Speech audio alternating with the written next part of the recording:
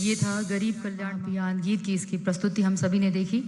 और आइए देवी सज्जनों, अब गरीब कल्याण महाअभियान के अंतर्गत 20 सालों के रिपोर्ट कार्ड के विमोचन के लिए माननीय मुख्य अतिथि महोदय केंद्रीय गृह मंत्री जी से निवेदन कि कृपया इस रिपोर्ट कार्ड का विमोचन अपने कर कमलों से करने की कृपा करें। साथ में उपस्थित हैं माननीय मुख्यमंत्री जी, उनसे भी निवेदन, माननीय प्रदेश अध्यक्ष जी, माननीय गृह मंत्री मध्य प्रदेश श्री नरोत्तम मिश्रा जी, सभी के हाथों से इस 20 सालों के रिपोर्ट कार्ड का विमोचन आज हमारे बीच गरीब कल्याण महाअभियान की शुभारंभ करने के लिए केंद्रीय गृह मंत्री आदरणीय श्री अमित शाह जी पधारे हैं। उनके हाथों से 20 सालों के रिपोर्ट कार्ड का विकास यात्रा का रिपोर्ट कार्ड का विमोचन यहाँ पे किया गया। बहुत बहुत धन्यवाद।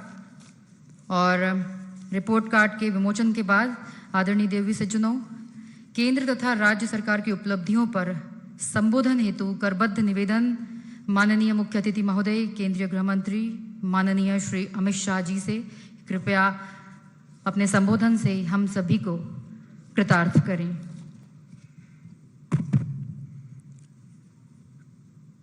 आज के इस कार्यक्रम में मेरे साथ मंच पर उपस्थित मध्य प्रदेश के लोकप्रिय और यशस्वी और बेहद मेहनती मुख्यमंत्री श्रीमान शिवराज सिंह जी, हमारे प्रदेश अध्यक्ष महोदय जी, मध्य प्रदेश के गृह मंत्री जी और उपस्थित सभी पत्रकार, छायाकार और प्रेस मीडिया के सभी भाइयों बहनों, आप सभी का स्वागत है।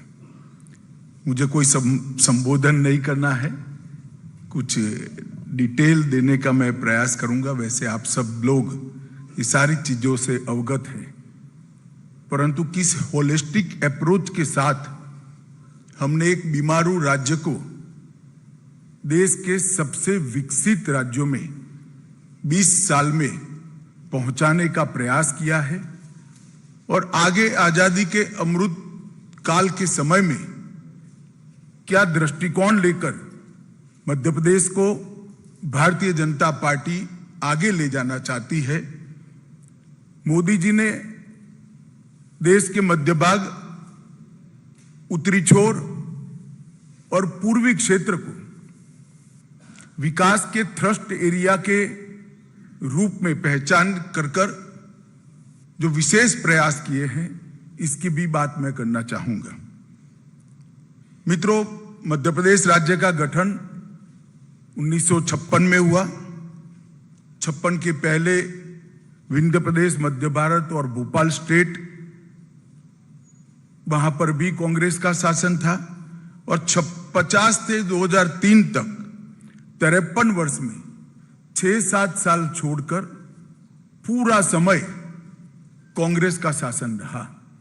मैं इसलिए बताना चाहता हूं कि आज जो लोग दावे कर रहे हैं, उनको सबसे पहले ये 53 साल का विकास का हिसाब देश की जनता के सामने, मध्य प्रदेश की जनता के सामने रखना चाहिए।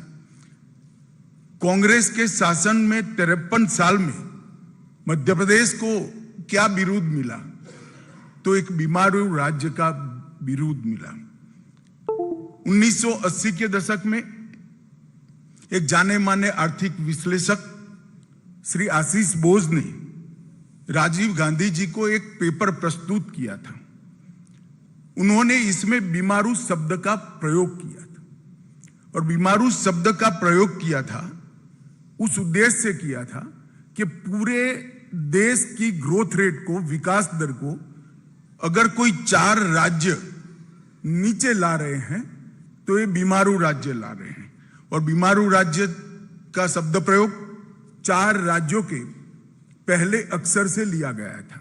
बिहार, संयुक्त मध्य प्रदेश जो आज का मध्य प्रदेश और छत्तीसगढ़ है, राजस्थान और उत्तर प्रदेश। ये 4 राज्य देश की विकास दर की नीचे लाने के लिए जिम्मेदार है, ऐसा आशीष बोस जी ने एक पेपर के अंदर इसको रखा था। और तब यूनाइटेड नेशंस और अंतरराष्ट्रीय सभी विकास दर के मानांक तय करने वाली सभी एजेंसियों में ये 4 राज्यों को राइट ऑफ स्टेट कर कर उल्लेख किया जाता है कि इसमें कुछ सुधर ही नहीं सकता है। ये 4 राज्य राइट ऑफ स्टेट माने जाते हैं और वो सभी सर्वेक्षणों ने भी ये बीमारू राज्य को भारत के ग्रोथ की बाधा के रूप में वर्णित किया गया। 2003 में श्रीमान बंटाधार की सरकार को हटाकर मध्य प्रदेश की जनता ने एक ऐतिहासिक निर्णय दिया। उमा भारती जी के नेतृत्व में भारतीय जनता पार्टी की सरकार बनी। उसके बाद उमा भारती जी, बाबूलाल जी और 2005 से अब तक श्रीमान शिवराज सिंह जी के नेतृत्व में भारतीय जनता पार्टी ने ये बीमारू शब्द से मध्य प्रदेश को मुक्ति दिलाने का काम किया है। बीते 20 साल गरीबी से मुक्ति का सुवर्ण काल मध्य प्रदेश में साबित हुआ है और आगामी 25 साल में संपूर्ण विकसित राज्य बनाने की नींव डालने का काम ये 20 साल के अंदर हुआ है। इसके साथ साथ आत्मनिर्भर मध्य प्रदेश बनाने की नींव डालने का भी काम हुआ है, चाहे स्वास्थ्य का क्षेत्र हो, औद्योगिक विकास हो, इरिगेशन का रकबा हो, कृषि विकास हो, युवाओं के लिए पढ़ाई लिखाई के सभी आयाम मध्य प्रदेश में ही उपलब्ध करने हो, अपनी स्वभाषा में मेडिकल और इंजीनियरिंग की पढ़ाई लिखाई करनी हो, हर दृष्टि से एक आत्मनिर्भर मध्य प्रदेश बनाने का एक नींव डालने का काम ये 20 साल में हुआ है। और मैं मध्य प्रदेश की 9 करोड़ की जनता को भरोसा दिलाने आया हूं कि आने वाले अमृत काल का समय मध्य प्रदेश को देश के सबसे विकसित राज्यों की श्रेणी में रखने के लिए और संपूर्ण आत्मनिर्भर राज्य बनाने की दिशा में हम काम करेंगे। जो मध्य प्रदेश कभी बीमारू कहा जाता था उसको अब बेमिसाल विकास का राज्य कहा जाता है। जो कभी बंटाधार माना जाता था वो आज हर क्षेत्र में बुलंदियों पर खड़ा है। हर क्षेत्र को पिछड़ा माना जाता था, आज विकास के दृष्टि से हर पैरामीटर में मध्य प्रदेश आगे दिखाई पड़ता है। और कभी जिसको बर्बाद कर राइट ऑफ किया गया था वो आज समृद्ध और खुशहाल राज्यों की श्रेणी में आया है। 20 साल में बिजली, पानी, सड़क, शिक्षा, स्वास्थ्य, अर्थव्यवस्था, सुशासन और कानून और व्यवस्था, ये सारे पैरामीटर्स के अंदर आमूल चूर परिवर्तन किया है।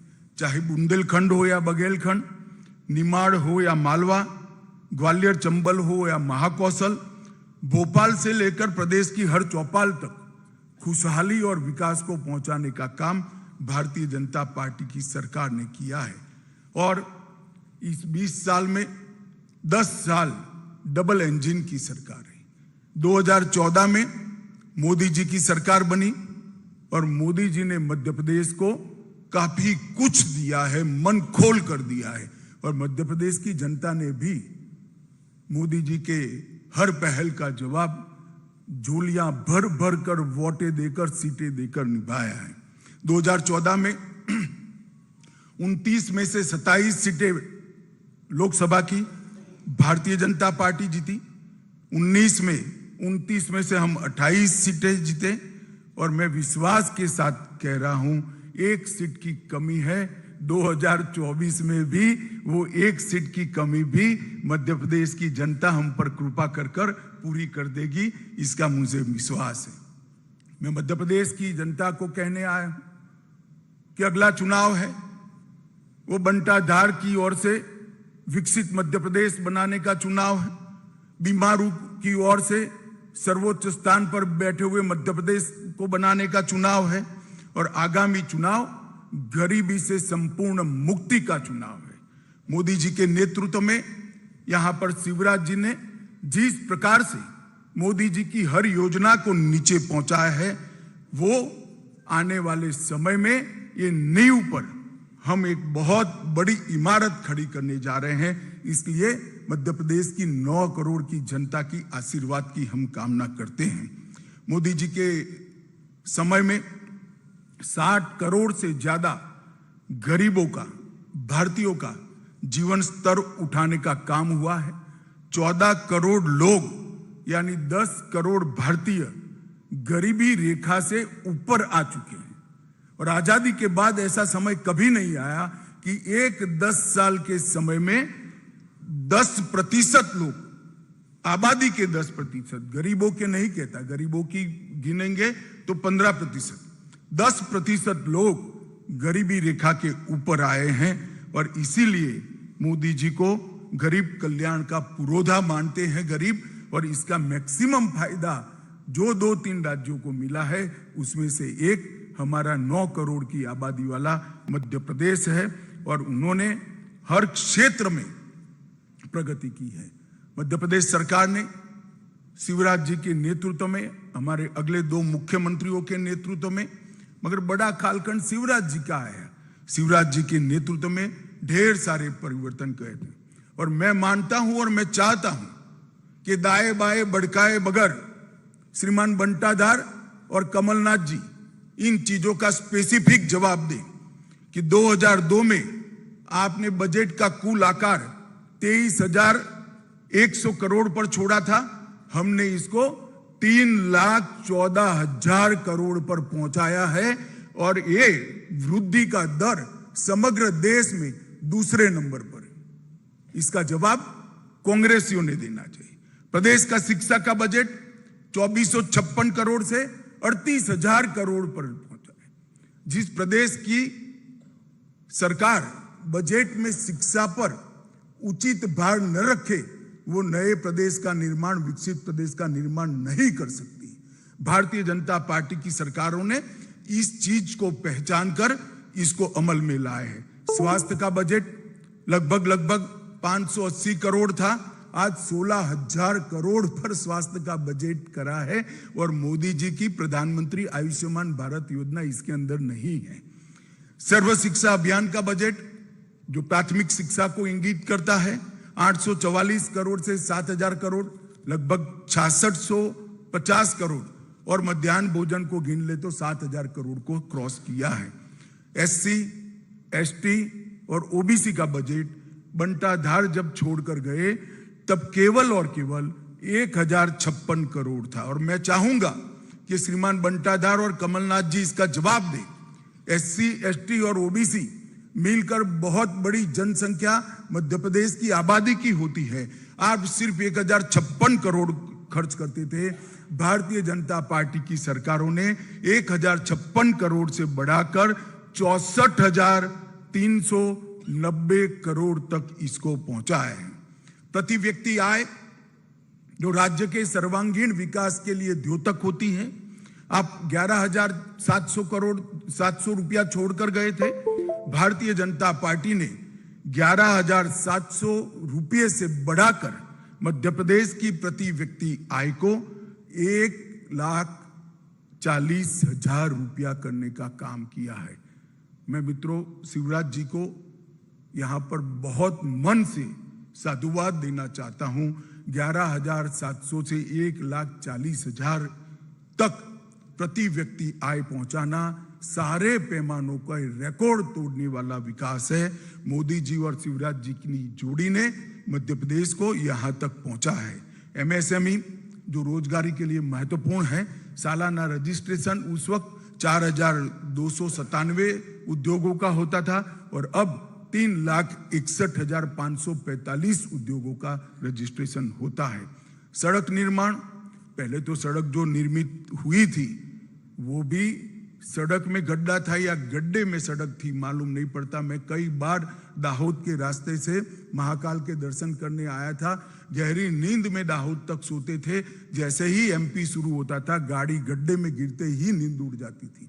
मगर ऐसी भी 60,000 किलोमीटर सड़कें थी, इसकी जगह अब 5,10,000 किलोमीटर सड़कें ग्रामीण सड़कों को मिलाकर यहां बनाई दी गई है। 8 गुना से ज्यादा सड़कों का निर्माण हुआ है। राष्ट्रीय राजमार्ग 4,800 किलोमीटर से बढ़कर 13,000 किलोमीटर हुआ है, करीब 3 गुना बढ़ा है।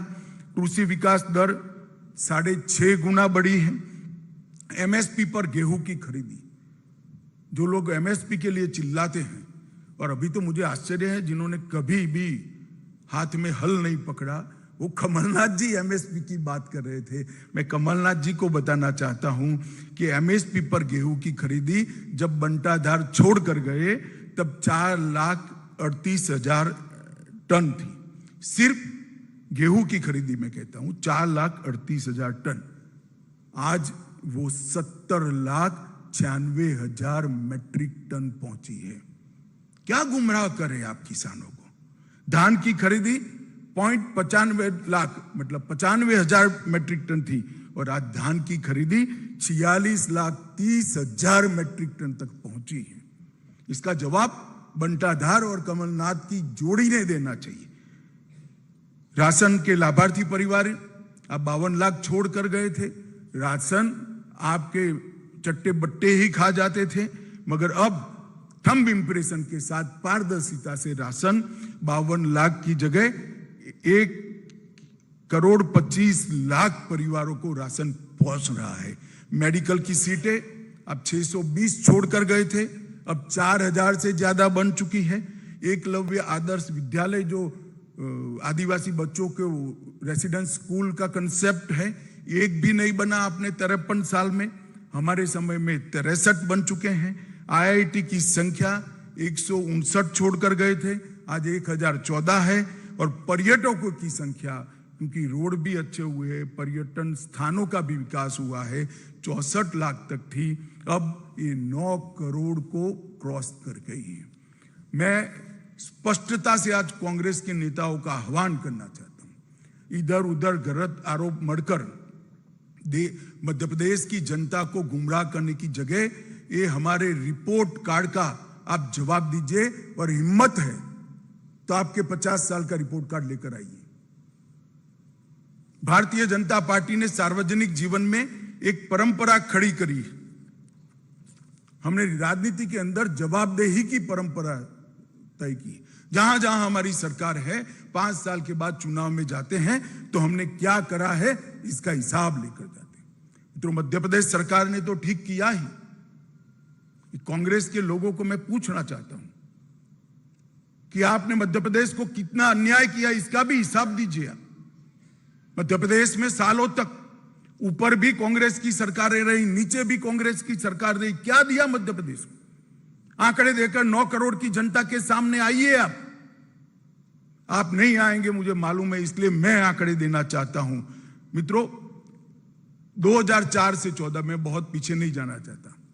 जब सोनिया मनमोहन सरकार थी, 10 साल मध्य प्रदेश में उनकी सरकार चली, मध्य प्रदेश को 1,98,000 करोड़ रुपया दिया। सिर्फ 1,98,000 करोड़ रुपया 10 साल में।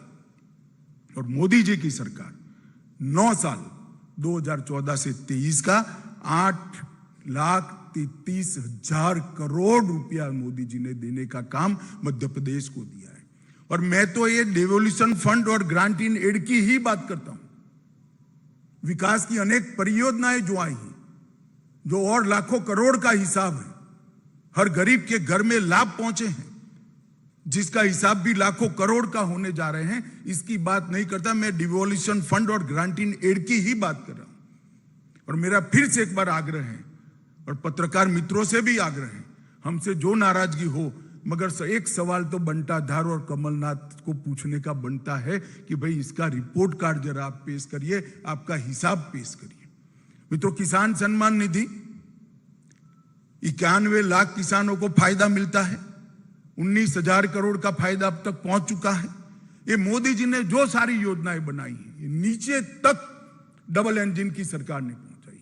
और मोदी जी ने भी योजनाएं बनाने में भी कमी नहीं छोड़ी, और योजनाओं के ऊपर किसी भी प्रकार की कटौती नहीं रखी, लक्ष्यांक नहीं रखा है। संपूर्ण सैचुरेशन ही मोदी सरकार का लक्ष्यांक है। पहले क्या आता था? टुकड़े टुकड़ों में विकास होता था।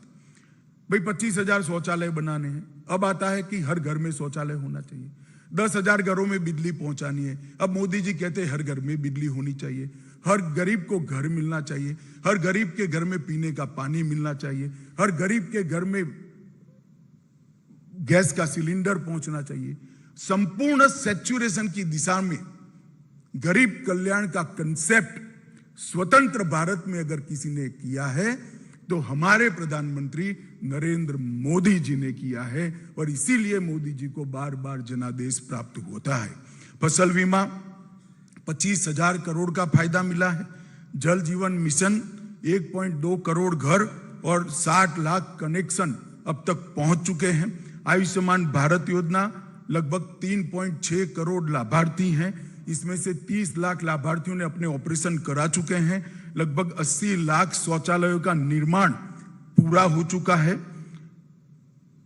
अन्न योजना लगभग 1.2 करोड़ कार्ड में 5.1 करोड़ लाभार्थियों को प्रति व्यक्ति प्रति माह 5 किलो अनाज फ्री ऑफ कॉस्ट दे दिया जा रहा है। लगभग 10,87,000 गैस के सिलेंडर बांटे हैं, जिसमें से 1,20,000 SC और ST है।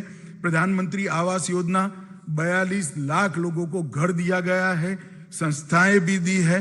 भारतीय सूचना प्रौद्योगिकी संस्था IIIT, राष्ट्रीय डिजाइन संस्था NID भी देने का काम किया है। राष्ट्रीय राजमार्गों के निर्माण में 4,000 किलोमीटर के नए राजमार्ग दिए हैं, जो कांग्रेस के कुल शासन से ज्यादा हैं। लगभग 5400 अरब रुपये से तैयार होने वाली दिल्ली मुंबई औद्योगिक कॉरिडोर, इसमें इंदौर शहर को शामिल किया गया है। 31,000 करोड़ की लागत से 906 किलोमीटर लंबा नर्मदा एक्सप्रेसवे का विचार किया है। 5,000 करोड़ की लागत से 300 किलोमीटर की भारत माला परियोजना को हम आगे लेकर आए हैं। और 5 वित्तीय वर्षों में, सिर्फ 5 वित्तीय वर्षों में हमने 72,000 किलोमीटर सड़कों की लंबाई को बढ़ाने का काम। मित्रों, ये जो विकास के पैरामीटर्स है, उसका जवाब मध्य प्रदेश की 9 करोड़ की जनता ने श्रीमान बंटाधार और कमलनाथ के सामने मांगा। इधर इधर की बात मत करिए भाई। मध्य प्रदेश का काफिला क्यों लूटा था, इसका जवाब दीजिए, और आपके समय में लूटा है।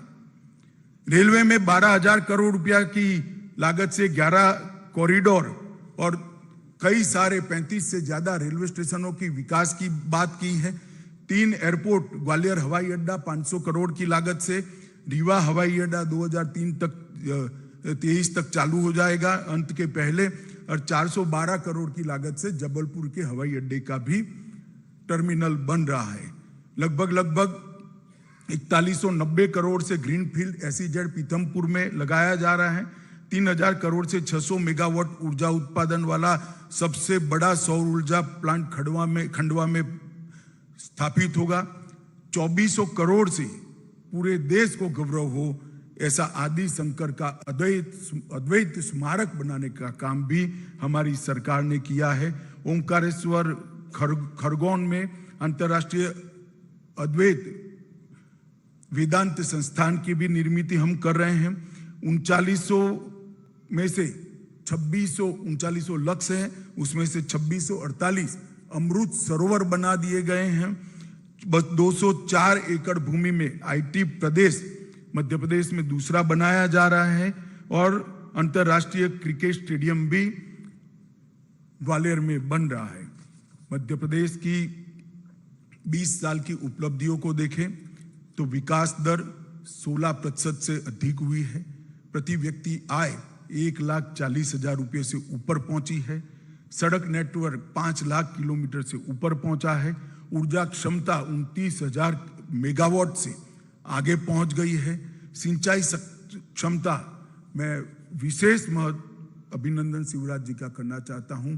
सिंचाई का जो जाला उन्होंने बुना है करोड़ों गरीब किसानों के लिए आशीर्वाद है।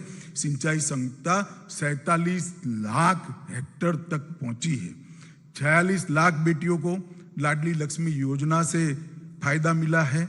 53 लाख से अधिक महिलाओं को स्व सहायता समूहों से हमने फायदा पहुंचाया है।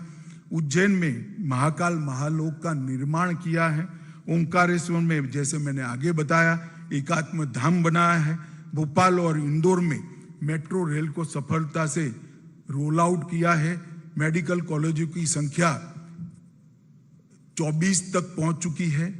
इंजीनियरिंग, पॉलिटेक्निक और मेडिकल की पढ़ाई लिखाई हिंदी भाषा में शुरू कर गरीब बच्चों के लिए एक लघुता ग्रंथि के निवारण का एक बहुत बड़ा माध्यम हमारी सरकार ने बनाया है।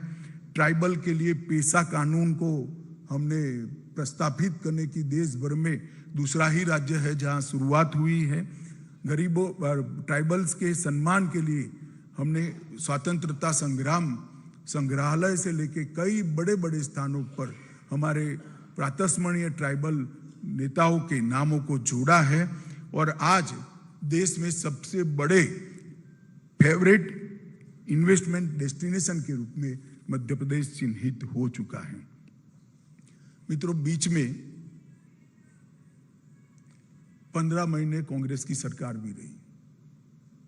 एक प्रकार से मध्य प्रदेश की 9 करोड़ की जनता के लिए ये 15 महीने का कांग्रेस का शासन तुलनात्मक अभ्यास के लिए, कंपैरेटिव स्टडी के लिए उपलब्ध है। क्या किया इन्होंने 15 महीने में? और मैं फिर से कहता हूं, श्रीमान बंटाधार और कमलनाथ ने इधर उधर की बात करे बगैर इसका जवाब देना चाहिए। आपने मोदी जी और शिवराज जी ने जो गरीब कल्याण की योजनाएं चालू की थी, सब योजनाओं को या तो बंद कर दिया या इसका पोषण करना बंद कर उसको लंगड़ी कर दी। गरीब कल्याण की पूरी हमारी मूवमेंट को कांग्रेस ने लंगड़ा करने का काम किया, अपाहिज करने का काम किया। और ये कमलनाथ जी की सरकार को सोशल मीडिया वाले करप्शन नाथ की सरकार कहने लगी। इस प्रकार का काम हुआ। इस्तीफे की 15 मिनट पहले कभी कोई मुख्यमंत्री साइन नहीं करता। 63,000 करोड़ के मोबाइल का घोटाले के आरोप पर साइन हुआ। 350 करोड़ का मोजर बेयर घोटाला हुआ। 24 करोड़ का अगस्ता वेस्टलैंड घोटाले से वो जुड़े हुए हैं। 600 करोड़ के इफ्को घोटाले के से जुड़े हुए हैं। 25,000 करोड़ के कर्ज माफी में भी ढेर सारे घपले हुए हैं। 1178 करोड़ बोनस में भी वादे को नहीं निभाया गया। सहरिया, भरिया और बेगा समुदाय की महिला को आहार अनुदान योजना जो शुरू की थी उसको भी बंद कर दिया और 800 से ज्यादा ट्रांसफर कर फिर से एक बार मध्य प्रदेश में ट्रांसफर इंडस्ट्री बड़े पैमाने पर लगाने का काम एक कमलनाथ सरकार ने किया था। उन्होंने अपने 1.5 साल का 15 महीने की शासन का जवाब मध्य प्रदेश की जनता को जरूर करना चाहिए। पॉलिटिकल वेंडेटा को तहसील तक पहुंचाने के अलावे उन्होंने कुछ नहीं किया। गरीब कल्याण की योजनाओं को बंद करने के अलावे कुछ नहीं किया। मित्रों, आपके माध्यम से मैं मध्य प्रदेश की 9 करोड़ की जनता को ये कहने आया हूं, मोदी जी ने एक आत्मनिर्भर भारत के निर्माण का, संपूर्ण विकसित भारत के निर्माण का बीड़ा उठाया है। देश भर में आमूलचूल परिवर्तन हुआ है। देश की अर्थव्यवस्था 11वें नंबर पर थी, अब 5वें नंबर पर पहुंच चुकी है। लगभग 14 करोड़ लोग गरीबी की रेखा से ऊपर उठकर आ गए हैं। क्लाइमेट चेंज के क्षेत्र में आज भारत विश्व का नेतृत्व कर रहा है। जीरो टॉलरेंस टुवर्ड्स टेररिज्म के क्षेत्र में भी भारत विश्व का नेतृत्व कर रहा है और ग्लोबल नैरेटिव सेट कर रहा है। G20 भारत की संस्कृति, भारत के विकास और भारत के भविष्य को दुनिया भर में पहुंचाने वाला एक बड़ा जरिया बना है। पहली G20 समिट है। कांग्रेस के कई नेता कहते कि कई देशों में G20 समिट हुई, मगर ये पहली समिट है जिसमें सभी प्रदेशों को मौका मिला है। कांग्रेस के प्रदेश हैं, शासित प्रदेश है, उनको भी मिला है और 59 स्थानों पर विश्व भर के नेताओं को पहुंचाने का काम किया है। हमारी विविधता वाली संस्कृति, कई भाषाएं, हमारी भूषाएं, हमारे व्यंजन और हमारी विकास की गाथा का सबसे बड़ा संदेश अगर किसी एक घटना से गाया है तो G20 से गाया है। और 14 देशों ने ये 9 सालों में 14 देशों में जो विश्व का रिकॉर्ड है, किसी भी नेता को, किसी भी राष्ट्राध्यक्ष का सम्मान दुनिया के 14 देशों ने अपने सर्वोच्च सम्मान से नहीं किया है।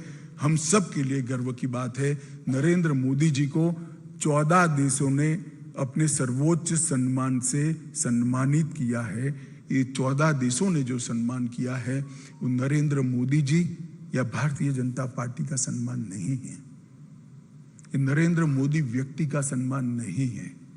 ये 14 देशों ने जो सर्वोच्च सम्मान दिया है वे भारत की विकास की गाथा को दिया है। भारत की 140 करोड़ की जनता का सम्मान विश्व के 14 करोड़ देशों ने दिया है। आजादी के बाद ऐसे 10 साल शायद ही आए होंगे और मोदी जी ने एक संकल्प लिया है, जल्द ही हम विश्व में तीसरी अर्थव्यवस्था बनकर उभरेंगे। 5 ट्रिलियन अमेरिकी डॉलर की अर्थव्यवस्था हम बनेंगे। 2047 तक संपूर्ण आत्मनिर्भर और विकसित राष्ट्र भी बनेंगे और नए भारत का निर्माण भी करेंगे। और कांग्रेस ने इतने सालों में क्या किया? मैं कुछ घोटाले आपको जरूर बताना चाहता हूं। श्रीमान बंटा धार ने इसका जवाब देना चाहिए, कमलनाथ ने इसका जवाब देना चाहिए।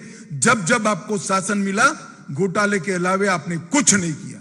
आपने बोफोर्स को घोटाला किया, 2G स्पेक्ट्रम का घोटाला किया, सत्यम का घोटाला किया, कॉमनवेल्थ गेम का घोटाला किया, कोयले का घोटाला किया, चॉपर का घोटाला किया, टाटा ट्रक का घोटाला किया, टेट्रा ट्रक का घोटाला किया, वोट के बदले नोट का घोटाला किया, आदर्श हाउसिंग का घोटाला किया, नेशनल हेराल्ड का घोटाला किया, DLF घोटाला किया, चारा घोटाला किया, खाद्य सुरक्षा बिल का घोटाला किया, गाजियाबाद प्रोविडेंट फंड का घोटाला किया, हर्षद मेहता का शेयर बाजार का घोटाला किया, हसन अली का हवाला कांड किया, IPL का घोटाला किया, LIC हाउसिंग का घोटाला किया, मधु कोड़ा कांड किया, राफेल लड़ाकू विमान की खरीदी में घोटाला किया, फायर फ्रंट सबमरीन का घोटाला किया, मंदिर कलेक्शन का घोटाला किया और वॉक्सवैगन इक्विटी का घोटाला किया। भाई जरा अपने गिरेबान में झांक कर देखो। और ये 24 घोटाले जो मैंने किए हैं, नाम दिए हैं, वो 24 घोटालों को आपने मध्य प्रदेश की जनता को और देश की जनता को जवाब देना है। मित्रों, मोदी जी के नेतृत्व में आज भारत कई क्षेत्रों में नंबर 1 पर पहुंचा है। डिजिटल लेन देन में नंबर 1, LED बल्ब वितरण में नंबर 1, सबसे बड़े स्वच्छता कार्यक्रम में नंबर 1, टीकाकरण में नंबर 1, दाल उत्पादन में नंबर 1, दूध उत्पादन में नंबर 1, जूट उत्पादन में नंबर 1, बाजार उत्पादन में सबसे पहले और सबसे अधिक रेल इंजन बनाने वाला देश अगर कोई है तो हमारा भारत है। 2 नंबर पर मोबाइल, सीमेंट, स्टील, कॉटन, चाय और स्टार्टअप में नंबर 3 और मोटर व्हीकल में भी नंबर 3। आप मुझे ये पूछेंगे कि ये सारा भारत का यहां क्यों गिना रहे हैं? मैं इसलिए गिनाना चाहता हूं कि अगले 5 साल के लिए मध्य प्रदेश की जनता ने फैसला करना है, मध्य प्रदेश की जनता ने निर्णय करना है। ये 24 घोटालों की सूची में मध्य प्रदेश को शामिल होना है या नंबर 1 और नंबर 2 बनाने वाली सूची में मध्य प्रदेश को शामिल होना है। अगर घोटालों की सूची में शामिल होना है तो दिन की प्रतिष्ठा ऐसे 2 नेता है ही है, श्रीमान बंटा धार और श्री कमलनाथ। और भारत को विकसित बनाने की सूची में अगर शामिल होना है, नंबर 1 और 2 की सूची में शामिल होना है, तो मोदी जी के नेतृत्व में यहां पर भारतीय जनता पार्टी की सरकार बनानी पड़ेगी। और 20 साल से गरीब कल्याण का जो हमने यज्ञ शुरू किया है उसको और गति देने की पड़ेगी। आप सबके माध्यम से मैं 9 करोड़ की मध्य प्रदेश की आबादी से, जनता जनार्दन से आशीर्वाद की अपेक्षा करता हूं। आपने हमेशा श्रीमान कुशाभाऊ के समय से हमें हमेशा आशीर्वाद दिया है। मध्य प्रदेश भारतीय जनता पार्टी के सबसे मजबूत संगठनों में से एक संगठन वाला प्रदेश है। यहाँ पर गांव तक, कस्बे तक हमारा संगठन फैला हुआ है। बूथ तक, बूथ के मतदाता सूची के पन्ने तक हमारा संगठन फैला हुआ है। ये भी आपके आशीर्वाद के बगैर, जनता के आशीर्वाद के बगैर संभव नहीं है। आज मैं एक सदस्यता अभियान भी लॉन्च करने वाला हूं ग्वालियर में। इस प्रेस वार्ता के माध्यम से मैं मध्य प्रदेश की जनता को कहना चाहता हूं कि आप सभी इस सदस्यता अभियान से जुड़िए, गरीब कल्याण की यात्रा से जुड़िए, मध्य प्रदेश को विकसित मध्य प्रदेश बनाने की यात्रा से जुड़िए और मध्य प्रदेश को आत्मनिर्भर मध्य प्रदेश बनाने की यात्रा में जुड़िए। और मोदी जी की महान भारत की रचना की यात्रा में आप जुड़िए। यही मेरी मध्य प्रदेश की जनता से अभ्यर्थना है। धन्यवाद। धन्यवाद माननीय गृह मंत्री जी। अब संक्षिप्त एक प्रश्नों का एक सत्र है।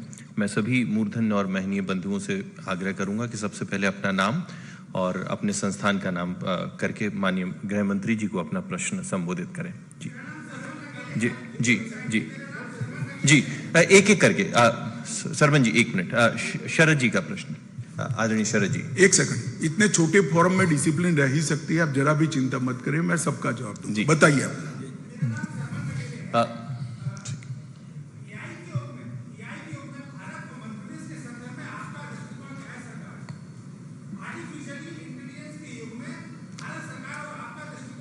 देखिए, जिस तरह से मध्य प्रदेश में उच्च शिक्षा का प्रचार और प्रसार मोदी जी और शिवराज जी के समय में हुआ है, आर्टिफिशियल इंटेलिजेंस का जो क्षेत्र है वो उच्च शिक्षा के बगैर संभव नहीं है।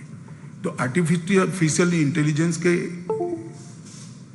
क्षेत्र में जो भी विकास देश भर में होगा, इसका रॉ मटेरियल तैयार करने का काम, बच्चे तैयार करने का काम, युवाओं को तैयार करने का काम यहाँ पर बहुत अच्छे तरीके से हुआ है। मुझे मध्य प्रदेश के युवाओं की क्षमता पर विश्वास है कि ये जरूर इस क्षेत्र में भी अपना दम दिखाएंगे और देश में अच्छा स्थान हासिल करेंगे। शरद जी, मैं शरद द्विवेदी बंसल न्यूज से। अमित जी इस तरफ। अच्छी बात यह है, जैसा नगेले साहब ने सवाल किया कि आर्टिफिशियल इंटेलिजेंस, लेकिन डेवलपमेंट का मॉडल जो है वो रियल इंटेलिजेंस से ही पॉसिबल है। ये बड़ी उम्मीद की बात है। आपके पूरे करीब आधे घंटे के वक्तव्य में जो हमने सुना, वक्तव्य नहीं है, सूचना है भैया। सूचना है। वक्तव्य तो मैं वहां दूंगा कार्यकाल। जी, आपकी आधे घंटे की सूचना में ये बहुत महत्वपूर्ण बात लगी हमें कि आपने सिर्फ डेवलपमेंट पर ही बात की। जो भारतीय जनता पार्टी के साथ एक बात कही जाती है या ऑब्जर्वर्स कहते हैं कि इमोटिव इश्यूज भी आते हैं, लेकिन आपने सिर्फ डेवलपमेंट के प्लान पे बात की। तो ये माने कि 2023 और 24 सिर्फ डेवलपमेंट डिबेट इसी पर, और कांग्रेस को आप इसी मुद्दे पर लेकर आएंगे। Development development development. देखिए, हम तो चाहते हैं कि चुनाव डेवलपमेंट के मुद्दे पर हो। कांग्रेस की परंपरा थी जातिवाद, परिवारवाद और तुष्टीकरण के आधार पर चुनाव को घसीट कर ले जाना, और मोदी जी ने नई परंपरा शुरू की है पॉलिटिक्स ऑफ परफॉर्मेंस। परफॉर्मेंस पर जनता निर्णय करनी चाहिए। मगर हमने हमारे सारे एजेंडे को भी समाप्त किया है। धारा 370 को भी समाप्त किया है। राम मंदिर का निर्माण भी तेजी से हो रहा है।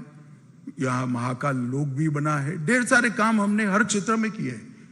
मगर आपकी बात सही, हम जरूर चाहेंगे कि चुनाव डेवलपमेंट के और गरीब कल्याण के मुद्दे पर हो। मध्य प्रदेश जैसे राज्य को, जहां एक बार बीमारू राज्य का एक तमगा चिपकाया गया था, वहां डेवलपमेंट ही चुनाव का मुद्दा होना चाहिए। शरद राकेश अग्निहोत्री जी। आपके मध्य प्रदेश में सक्रिय होने के बाद संगठन में कसावट और सरकार की उपलब्धियों का लेखा जोखा सामने रखा जा रहा है।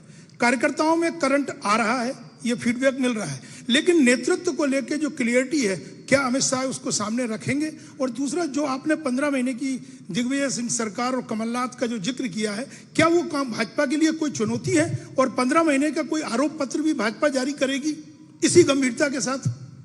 देखिए, आरोप पत्र जारी करेंगे या नहीं करेंगे तो स्टेट यूनिट निर्णय करेगा, परंतु मैंने आज आरोप लगा ही दिए, जवाब देना चाहिए उनको। क्या बाकी रखा है?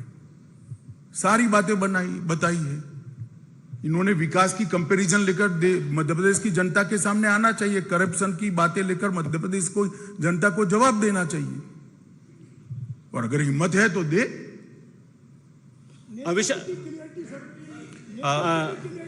रविंद्र जी। गृह मंत्री जी, मैं रविंद्र जैन हूं और अग्निवाण में यहाँ संपादक हूं।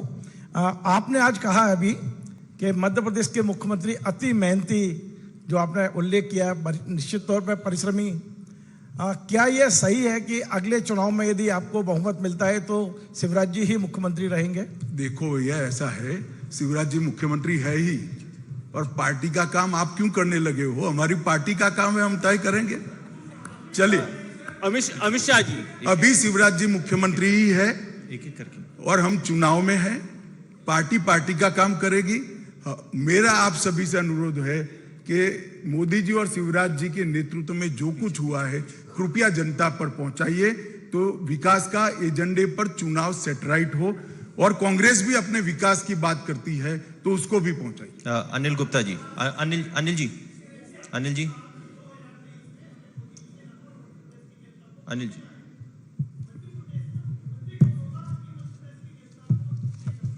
अगर आप ध्यान से, आपका ध्यान कहीं बाहर, सुनिए ना, मैंने सुन लिया आपका सवाल, आपका ध्यान कहीं बाहर है। इसी विषय पर मैंने अभी एक जवाब दे दिया है। अनिल जी,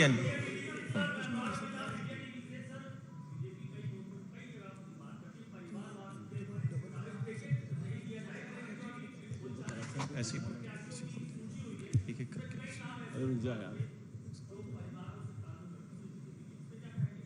देखिए, परिवारवाद की बात हम जो करते हैं, पार्टी की मलकियत की बात करते हैं। आप क्या कह सकते हैं कि भारतीय जनता पार्टी मध्य प्रदेश की मलकियत कोई परिवार की है? आप मुझे बताइए, समाजवादी पार्टी उत्तर प्रदेश, मैं नेताओं के नाम लेना नहीं चाहता, कांग्रेस पार्टी, डीएमके पार्टी, शिवसेना, उद्धव गुट, परिवारवाद का मतलब है सरकार और शासन में एक ही परिवार के व्यक्ति आएंगे, इसका नाम परिवार है। कहीं इक्का दुक्का किसी के परिवारजन को योग्यता के आधार पर टिकट दिया, इसको करके आप परिवारवाद का मुद्दा डाइल्यूट मत करिए। परिवारवाद जहर है। जब पार्टियां परिवार की मलकियत बनती है तो डेमोक्रेसी के अंदर नीचे से जो लोग आते हैं उनके लिए क्या स्थान होता है? अटल जी किसके बेटे थे? मोदी जी किसके बेटे थे? राजनाथ सिंह जी किसके बेटे थे? मैं पार्टी का अध्यक्ष बना, मेरे परिवार का कोई राजनीतिक बैकग्राउंड नहीं था। नड्डा जी पार्टी के अध्यक्ष बने, कोई बैकग्राउंड नहीं है। शिवराज जी का बैकग्राउंड क्या है? कांग्रेस के एजेंडे को घुमा फिरा कर भ्रांति खड़ी मत करिए। परिवारवाद से बहुत स्पष्ट है, पार्टी की मलकियत, सत्ता की मलकियत, एक परिवार में हाथ में रहना, इसको परिवारवाद कहते हैं। अमित शाह जी, दो अभी हो गए आपका एक बार नहीं, इधर से हुआ है। हाल ही में 2 राज्यों में चुनाव हुआ है, कर्नाटक में हुआ, एक हिमाचल में हुआ। ये सारे मुद्दे लेकर आप वहां भी गए थे, लेकिन वहां भाजपा की सरकार नहीं बनी। तो ऐसा क्या है कि मध्य प्रदेश की जनता आपके इन मुद्दों को मान के यहां भाजपा की सरकार बनाई? आप वहां से क्यों अटक जाते हैं? हम मणिपुर में 2 बार जीते, आसाम में 2 बार जीते, उत्तर प्रदेश में 2 बार जीते। जाना है तो जरा और पीछे भी जाइए भाई। हम तो हारते हारते पार्टी बने हैं, हमारा कुछ नहीं था 50 में, मगर जीत का सबसे ज्यादा अच्छा रिकॉर्ड अगर किसी एक पार्टी का है तो भारतीय जनता पार्टी का है। पंचायत से पार्लियामेंट तक, और 30 साल के बाद 2 बार पूर्ण बहुमत की सरकार बनाने का सम्मान अगर किसी को है तो हमारे नेता नरेंद्र मोदी जी को है। हेलो, मेरा सर मैं प्लीज सर मैं ऐसे कैओटिक सिचुएशन मत करिए। सर मैं मनीष शर्मा हूँ पंजाब केसरी का। भैया ये धरना नहीं है, धरना नहीं है, बैठ जाइए press conference. Hello, Rajesh Sirothiya ji. मैं राजेश सिरोठिया हूँ, चीफ एडिटर दोपहर मेट्रो।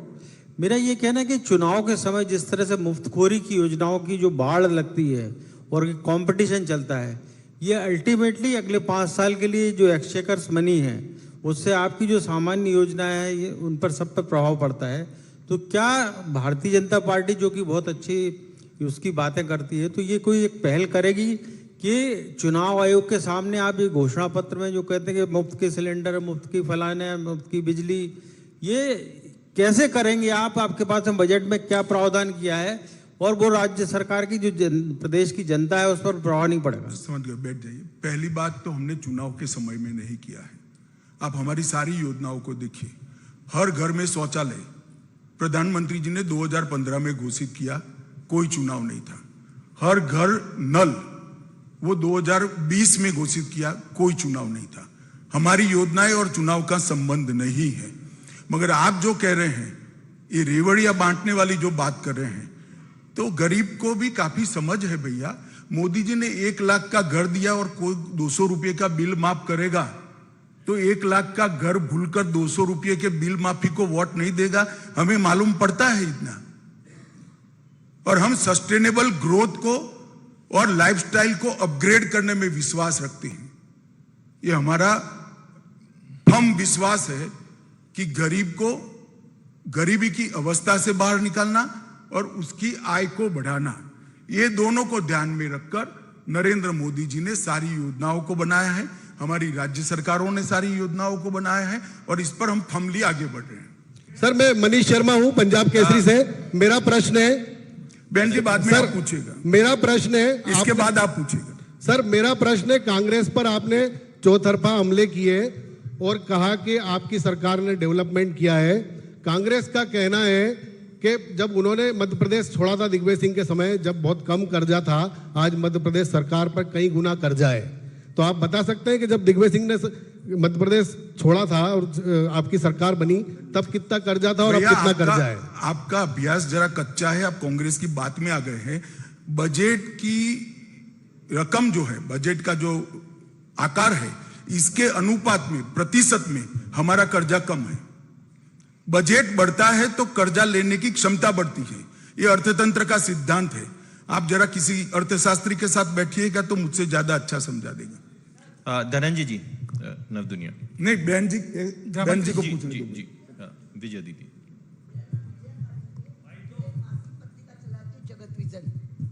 और कुछ पोस्ट वगैरह भी लिखती हूँ। अमित शाह जी, अभी आपने कहा कि शिवराज जी के इसमें 20 साल में बहुत विकास हुआ, विकास की गंगा बह गई। इस आधार पे आप कह सकते हैं कि आपको कितने वोट मिले, कितनी सीटें लेंगे आप? बहन जी, कोई अंक शास्त्री या ज्योतिष को ही मिलना पड़ेगा आपको। नहीं, इस पे अंदाज तो लगता ही है। धनंजय जी। मैं नई दुनिया से धनंजय प्रताप सिंह हूँ। मेरा सवाल है, 2018 के चुनाव में भाजपा का वोट प्रतिशत बढ़ा लेकिन सीट घटी, सत्ता से आप बाहर हो गए। उस समय क्या कमी रही थी जो 2023 में पूरी हो गई है और क्या बदलाव आया है इस चुनाव? देखिए, 2018 में 2015 से कांग्रेस ने एक सोची समझी रणनीति के तहत गुजरात, मध्य प्रदेश, राजस्थान और कई राज्यों में जाति के आंदोलन खड़े करने का प्रयास किया था और जातिवाद का जहर जनता में घोलने का प्रयास किया था। 2018 का चुनाव जातिवाद के घोले हुए जहर की परछाई में हुआ था, फिर भी हमें 1 लाख वोट ज्यादा मिले थे कांग्रेस से। और इस बार उनके 15 महीने का शासन भी देख लिया है और हमारा रिकॉर्ड है ही है। मध्य प्रदेश के साथ एक ताजा कंपेरेटिव एनालिसिस करने के लिए उदाहरण उपलब्ध है। हमें पूरा भरोसा है कि आज देश की जो राजनीतिक स्थिति है, मध्य प्रदेश की जो राजनीतिक स्थिति है, हम बहुत बड़े बहुमत के साथ मध्य प्रदेश में सरकार बनाने जा रहे हैं। मनोज शर्मा जी। मनोज जी। सर, मैं मनोज शर्मा हूं सर, न्यूज़ 18 से। आज प्रेस कॉन्फ्रेंस में आपने जिनका सबसे ज्यादा बार जिक्र किया, पूर्व मुख्यमंत्री दिग्विजय सिंह आरोप लगा रहे हैं कि मध्य प्रदेश में नूह हरियाणा की तरह बीजेपी दंगों की प्लानिंग कर रही है। चलिए, दिग्विजय सिंह को ऐसी ही आगाहियां करने का स्वभाव है। जो आदमी के मन में होता है ऐसी ही बात मुंह से निकलती है। 1 महीने बाद दिग्विजय को पूछ लेना कि दंगा क्यों नहीं हुआ। सर, गृहमंत्री जी। सुनील शर्मा जी, प्रदेश। गृहमंत्री जी, मेरा एक सवाल है। 1 मिनट, मैं हेमेंद्र शर्मा हूँ आज तक से। हेमंत जी बैठिए ना, 1 मिनट सुनील जी का, फिर उसके बाद आते हैं आप। सुनील जी बोलिए, बिना माइक के बोलिए। गणेश जी, अब आप पूछिए। अरे यार, मैं मध्य प्रदेश आऊं, इसमें आपको क्या आपत्ति है? भले आदमी ऐसा क्यों करते हो? जहां चुनाव है वहां मैं हमेशा जाता हूं। आपके पास ठीक से रिकॉर्ड उपलब्ध नहीं है, मेरी ऑफिस आपको भेज देगी। गृहमंत्री जी, हेमंत जी। गृहमंत्री जी, मैं हेमेंद्र शर्मा हूं। पिछले 20 साल से मध्य प्रदेश में भारतीय जनता पार्टी की सरकार है और 9 साल में केंद्र में जो है आपकी सरकार है। आपने कमलनाथ के खिलाफ ऑगस्टा वेस्टलैंड से लेकर के मोजर बेयर वगैरह सभी जो स्कैम्स हैं उनके बारे में एलिगेशंस लगाए। तो क्या चीज है जो रोक रही है केंद्र में सरकार को और मध्य प्रदेश में भारतीय जनता पार्टी की सरकार को उनके खिलाफ एक्शन लेने में? नहीं, एक्शन देखिए, हमने कभी भी पॉलिटिकल वेंडेटा से एक्शन नहीं लिए। ये मैंने जो सारे घोटाले किए, वो सारे घोटालों के खिलाफ हमारी जांच चल ही रही है एक सेकंड भैया सुनो, बहुत महत्वपूर्ण सवाल है। भाई साहब बैठ जाइए। संजय जी बैठो ना, अभी आपका भी क्रम आएगा, बैठिए। हमारी जांच चल रही है। आप कांग्रेस के नेता का, किसी भी नेता का भाषण सुनिएगा तो हाय तौबा मिलेगी एजेंसियों के दुरुपयोग की। वो जांच है, मगर जांच की एक गति होती है और जांच कोर्ट के नियमों के अनुसार होती है। इसमें एक समय लगता है। अगर ये स्पॉन्सर है कमलनाथ जी का सवाल, कमलनाथ जी ने स्पॉन्सर किया है, तो उनको ऐसी गलती नहीं करनी चाहिए थी।